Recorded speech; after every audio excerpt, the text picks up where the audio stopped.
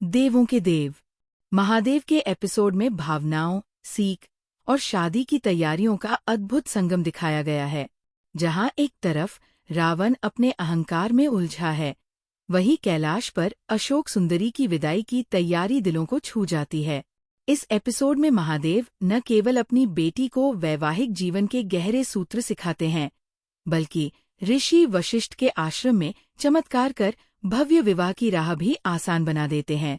Video शुरू करने से पहले कृपया हमारे चैनल को लाइक और सब्सक्राइब करें और लेटेस्ट अपडेट्स कभी मिस न करें।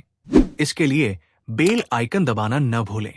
अब चलिए वीडियो शुरू करते हैं। शिवजी पार्वती से कहते हैं कि तुम तो माया से मुक्त हो गई हो, लेकिन मेरा सबसे बड़ा भक्त अब भी माया में डूबा हुआ है।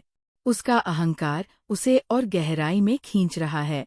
ऋषि वशिष्ठ के आश्रम में वह अरुंधति से कहते हैं कि शिवजी की इच्छा के अनुसार नहुष की बारात उनके आश्रम में आएगी।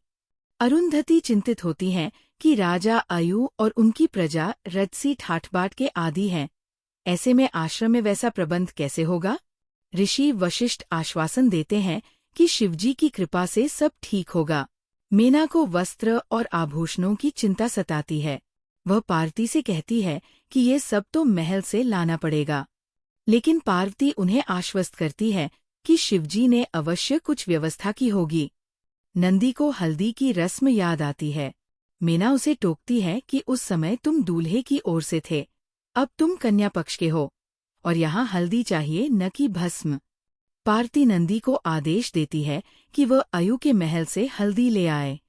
ऋषि वशिष्ठ का आशीर्वाद। ऋषि वशिष्ठ की चिंता देखकर शिव पार्वती स्वयं वहां पहुंचते हैं। शिवजी कहते हैं कि आप सबसे धनी हैं क्योंकि आप ज्ञान बांटते हैं, शिक्षा देते हैं और निस्वार्थ सेवा करते हैं। पार्वती देवी कामधेनु अंश वाली एक गाय का वरदान देती है जो उनकी सभी आवश्यकताएं पूरी करेगी। गाय प्रकट होती है और अरुंधति उससे विवाह के लिए आवश्यक वस्तुएं मांग लेती है। ऋषि वशिष्ठ भाव विभोर होकर महादेव का आभार व्यक्त करते हैं। अशोक सुंदरी का भावुक क्षण। कैलाश पर अशोक सुंदरी उदास होती है। उन्हें याद आता है कि उन्होंने यहाँ कितने साल बिताए।